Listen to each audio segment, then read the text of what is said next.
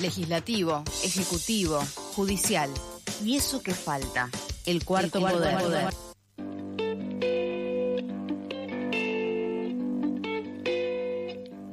Seguimos en el aire de Eso que Falta y ya estamos conectadas con Manuel Becerra, quien está al otro lado del teléfono. Y como decíamos al inicio del programa, hoy vamos a intentar desarmar un poco esta idea de historia completa a propósito de lo que sucedió el 24 de marzo con ese video nefasto que publicó el gobierno nacional. Hola Manuel, ¿cómo estás? ¿Qué tal, Magdo? ¿Cómo estás? Bien, ¿vos? Bien, todo bien. Bueno, contanos un poco a propósito, o sea, ¿qué te pasó en principio con el video? Me parece que está bueno decir, y a partir de ahí empezaremos a hablar un poco de la nota que se publicó hace algunos días también en Gloria y Lor sobre este tema. Bueno, para ser honesto, yo el video no lo vi. Bien, me parece bien igual.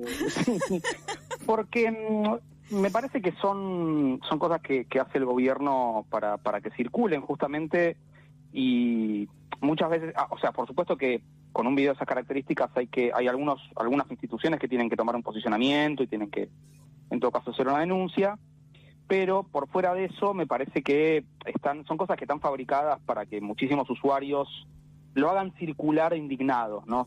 Está hecho para generar indignación. Sí. Y para que circule de esa manera, que es básicamente la estrategia del 90% de las cosas que publica Milei y el gobierno en las redes sociales, incluso cuando parece quedar como un idiota. Uh-huh. Milei, ¿no? Que es algo que yo suelo decir bastante en Blue Sky, ya no en Twitter, pero como diciendo, no hay que entrar en esa donde el chabón pone, no sé, fotos de inteligencia artificial bastante y le contestamos bobas, con todo. Está hecho para eso. Está hecho para desviar esa atención. Así que el video en sí mismo no lo vi, pero sí es cierto que, digamos, la cuestión de la historia completa, el enunciado ese circula, uh-huh. Circula en la familia, circula entre los docentes, entre los alumnos tal vez, en mi experiencia particularísima, un poco menos. Sí. Eso obviamente tiene que ver con la escuela, con la zona, con la clase social, pero sí circula en las escuelas, entre los adultos, ¿no?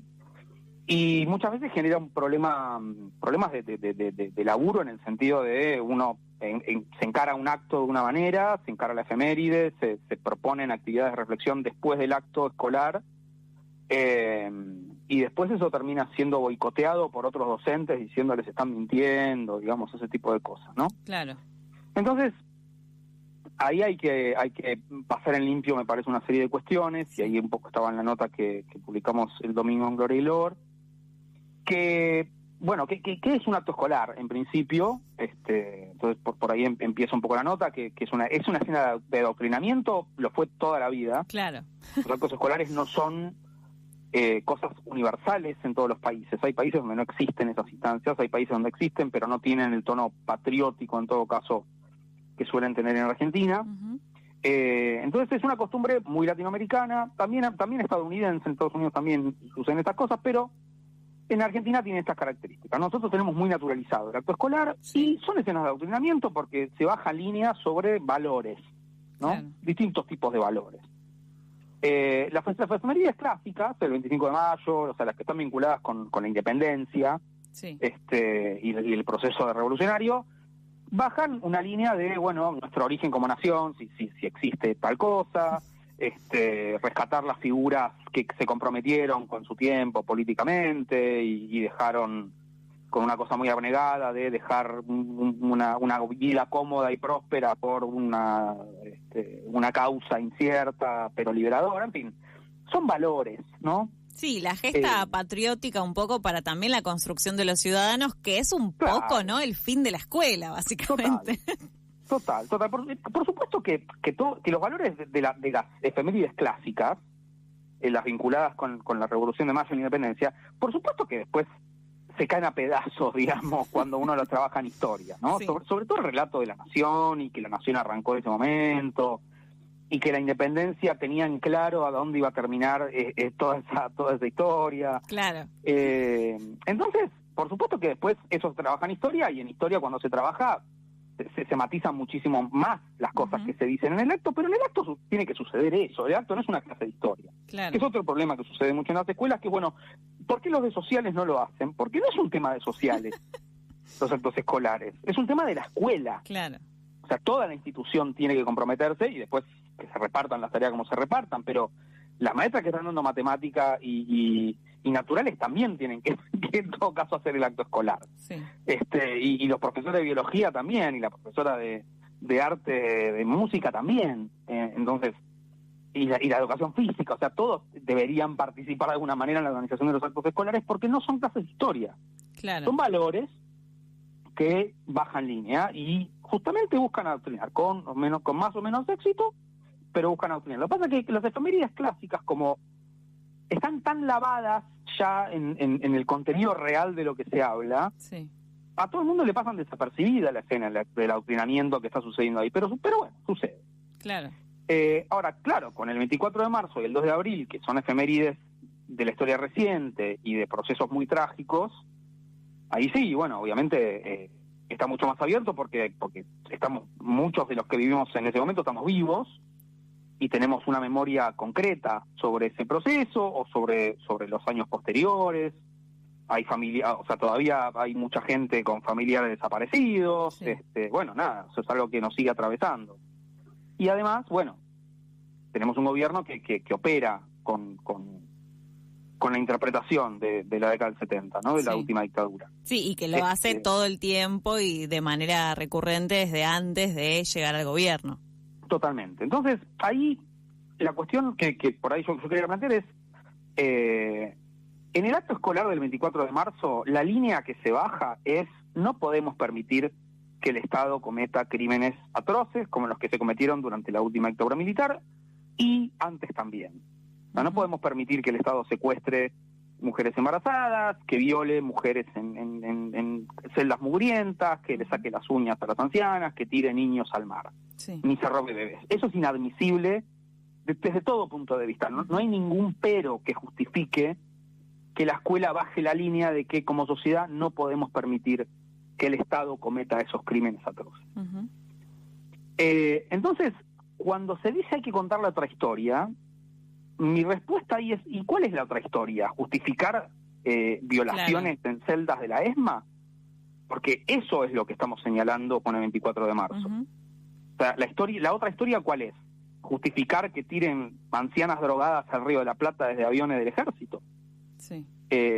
O sea, eso es la otra historia, porque decir que hay que contar, y ahí es donde va lo de la otra historia, los crímenes de las organizaciones guerrilleras, es no entender lo que está pasando en el acto del 24 de marzo, porque en el acto del 24 de marzo nadie está reivindicando el accionar del ERPO de Montoneros. No, claro, se está defendiendo la democracia en todo caso. Claro, de hecho, una de las líneas que se bajan es, bueno, damos democracia y los conflictos se resuelven de manera no violenta. Tenemos mecanismos civilizados, digamos, para resolver los conflictos de manera no violenta. Sí. Entonces, no se reivindica el accionar guerrillero. Por supuesto que en las escuelas donde hay alumnos desaparecidos, se los recuerda, pero no en tanto héroes con fusil, claro, sino en tanto adolescentes. Sí. Cierto que, bueno, por supuesto, muchos de ellos sí pertenecerían a organizaciones armadas, y en la clase de historia, en cuarto año y en quinto, se trabaja sobre la violencia política de los años 50, 60, 70. Se nombra Montoneros, se nombra LERP, se trabaja sobre la violencia del Estado, se trabaja sobre la AAA, se trabaja sobre el bombardeo del 55, se indaga acerca de cuáles son los límites de la represión y qué es lo admisible y lo que no es admisible. Se cuestiona de dónde sale el número de 30.000, y una cosa que me parece muy importante es: hay que hacerse cargo de esas preguntas. Claro. Porque las nuevas generaciones no saben de dónde sale el número 30.000, ni saben tampoco qué es por qué el Falcón Verde es un símbolo siniestro. No lo saben, porque son nuevos. Hace poco que están en el mundo y no tienen por qué venir sabiendo cosas que por ahí para los adultos las tenemos más claras. Entonces, hay que enseñárselas, y si ellos levantan la mano en la clase de historia o después incluso del acto y preguntan sobre el número y preguntan por qué no fue una guerra, bueno, hay que tomar esas preguntas y hay que darles un marco y hay que ponerlas en cuestión. Por supuesto que sí. Por supuesto que sí. En la clase de historia, o sea, desde un abordaje desde la historia. Sí, no que eso desde, es... Claro. te estoy contando una historia, pero te estoy ocultando otra. La escuela no oculta los crímenes de la violencia política de los lados que fueren. Eso se trabaja, se indaga, etcétera. No hay tabúes en ese sentido. No. Lo que no sucede eso es en el acto escolar, porque el acto escolar no está para eso. Ninguno. Uh-huh. Ningún acto escolar está para eso, porque si no, el 2 de abril tendríamos que justificar la política de Thatcher. Claro. ¿Entendés? Sí. Y nadie se animaría a hacer eso porque, bueno, ok, estamos de acuerdo en que sería una falta de respeto a los veteranos y a los caídos y a sus familiares que fueron, dieron la vida, bla, bla, bla. Entonces, la verdad que no da andar haciendo un análisis de si Thatcher, si había una racionalidad en la política exterior de Margaret Thatcher. Claro, y ahí me parece que es el punto clave en todo caso de la nota publicada en Gloria y Lora hace un par de días, y que es esta distinción de el acto escolar con la clase de historia, y esto que decías al inicio, ¿no? De no solo los profes vinculados a las ciencias sociales son los que tienen que estar vinculados al acto escolar, porque son momentos diferentes, pero ahí el planteo me parece que es, de parte del gobierno, entender todo como desde un binarismo, ¿no? Porque es esto de la historia completa como si fuera una cosa en oposición a otra, sin entender que además la historia es un proceso. O sea, no podemos solo poner a los buenos y a los malos, porque no leemos así la historia, porque no se construye así el conocimiento de la historia. Exactamente. No existe tal cosa como la historia completa. Claro. Accesible al humano, ¿no? Los humanos somos sujetos que estamos en el mundo y tenemos un tiempo limitado de estar en el mundo. Y algunos se dedican a la historia, y los que se dedican a la historia pueden acercarse a un micrón de átomo del objeto que se dedican, uh-huh. digamos, porque la historia completa es la realidad absoluta que es inasible. Eso es una sutileza, ¿no? Entonces, por supuesto, después los historiadores, y hay excelentes historiadores que se dedican a la violencia política en la segunda mitad del siglo XX en Argentina, Marina Franco, Hernán Confino, Esteban Pontoriero, Elizabeth Gelín, hay un montón de gente que tiene muy laburado el tema de la violencia política en la segunda mitad del siglo XX, y no tiene ningún tipo de prejuicio y de tabú de decir que había organizaciones armadas, porque son datos empíricos. Uh-huh. Ahora, lo que es obviamente malintencionado de parte del gobierno es decir, bueno, la historia tiene dos lados. No, la historia no tiene dos lados. La historia tiene tantos lados como sujetos piensan en ella. Sin duda. Y eso no es ni un átomo de la complejidad total de la historia.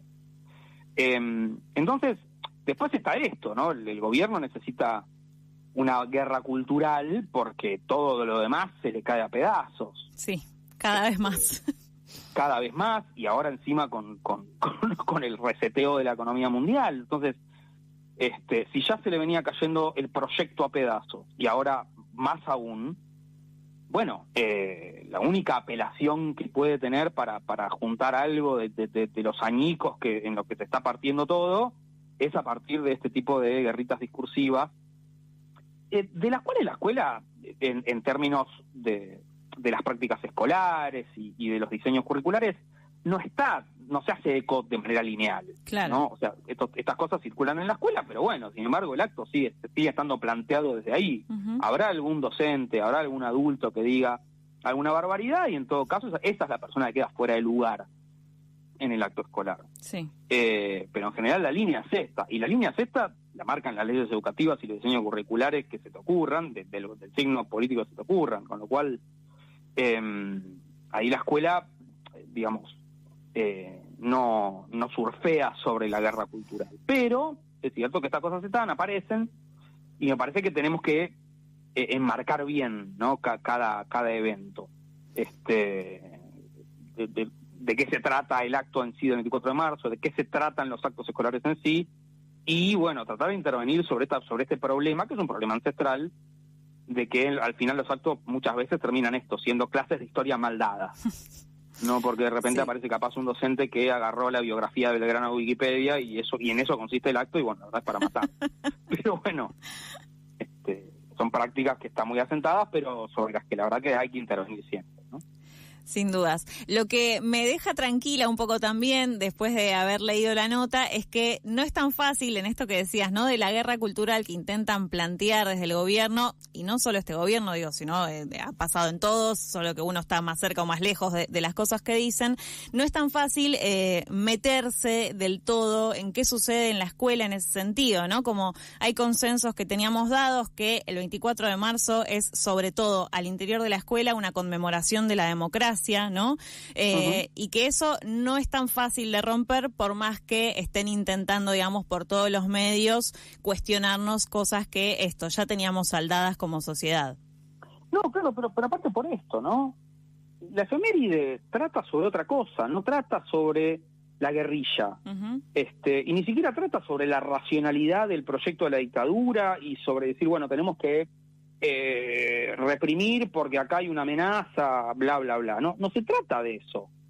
Se trata de crímenes aberrantes que deben ser condenados. Se trata de cómo nos damos como sociedad instituciones para resolver las tensiones. Se trata también de juzgar a las personas acusadas de crímenes con las garantías de la ley, porque así se lo juzgó a los responsables del terrorismo de Estado, con derecho a defensa, en un proceso único en el mundo hasta el momento. Sí. Ni los nazis tuvieron el derecho a defensa que tuvieron Videla, Macera y Agosti, etcétera. Entonces, de nuevo, a mí me parece que en la escuela, cuando aparezca, bueno, cuenten la historia completa, digo, ¿qué querés defender? ¿Qué tipo de crímenes querés defender? Claro. Defender, o sea, el crimen en sí mismo, no el proceso por el cual existieron esos crímenes. Los crímenes concretos, ¿cuál querés defender? Violación, robo de bebés, robo de propiedades, tirar gente al mar, desaparecer cuerpos, o sea, ¿qué tipo? Elegí el tipo de crimen y en todo caso, si querés, contamos la historia de por qué está bien cometer ese tipo de crimen. Claro. Porque esa es la historia completa de la efeméride. Después sí, trabajemos en el aula con todas las preguntas y toda la complejidad que surja sobre un proceso histórico tan complejo, efectivamente, como es la segunda mitad del siglo XX en Argentina. El tercer cuarto, sobre todo, ¿no? Sí. Y ahí, bueno, pero eso es otra cosa. Y ahí hay que saber hacerlo, y ahí necesitas gente que esté capacitada para hacerlo. Porque no puede poner a cualquiera a explicar, en todo caso, el devenir, la escalada de la violencia durante la década del 70 que termina en el pico del terrorismo de Estado. Hay gente que, bueno, los profesores de historia, ahí sí sabemos enmarcar eso, ¿no? Sin dudas. Gracias, Manuel, por este nuevo encuentro. Nos encontramos el mes que viene. Dale, Maylu, un abrazo grande. Un abrazo grande. Pasó así Manuel Becerra, docente en secundaria, en formación docente en la Universidad Pública y también integrante de Gloria y Lor, que les invitamos a leer allí la nota de la cual estuvimos hablando el día de hoy, que se llama 24 de marzo, actos escolares y la historia completa. Seguimos.